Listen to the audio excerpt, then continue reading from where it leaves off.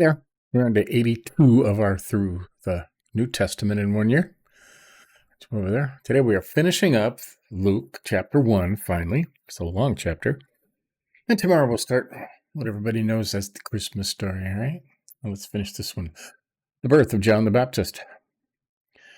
Now came the time for Elizabeth to give birth, and she bore a son. And her neighbors and relatives heard that the Lord had shown great mercy to her, and they rejoiced with her. And on the 8th day they came to circumcise the child. And they would have called him Zachariah after his father, but his mother answered, No, he shall be called John. And they said to her, None of your relatives are called by this name.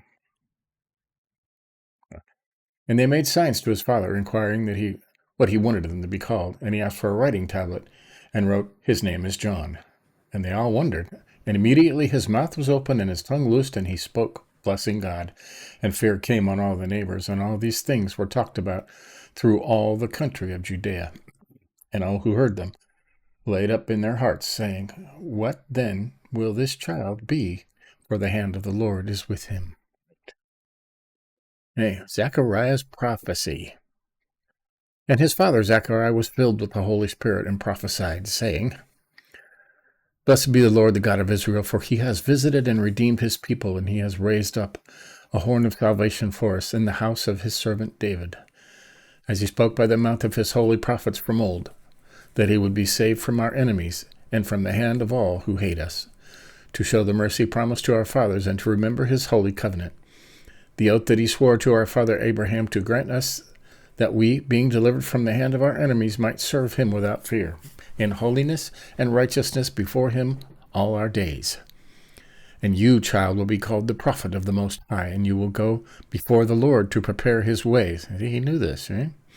To give knowledge of salvation to his people in the forgiveness of their sins, because of the tender mercy of our God, whereby the sunrise shall visit us from on high, to give light to those who sit in darkness and in the shadow of death, to guide our feet in the way of peace.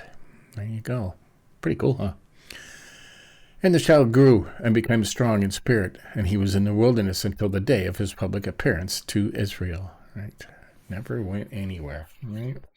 Eating locusts and wild honey. Guess you can live on that. You could live on honey and nothing else but honey. Let's say a teaspoon of honey a day has all the calories and energy you need to survive. Remember that if you need to survive and you have honey, you're in good shape, right? And if you find some locusts, you can eat those too. I don't know. So, there you have it. That's the end of 1. So, John the Baptist is born.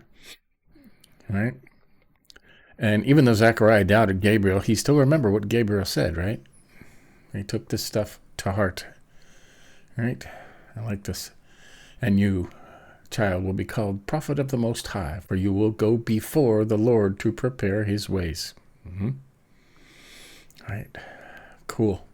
So, there you go. So tomorrow we'll begin Luke chapter 2, and it, begins like we all remember. In those days, a decree went out from Caesar Augustus that all the world should be registered, right? Get out of here. So, but that's tomorrow. There you go. Quick, short study. These are short studies. It will get longer, as we get deeper into the Bible, it'll get longer, and you'll have to study stuff and tear stuff apart. But we're reading the Bible, okay? Just reading through the New Testament in a year.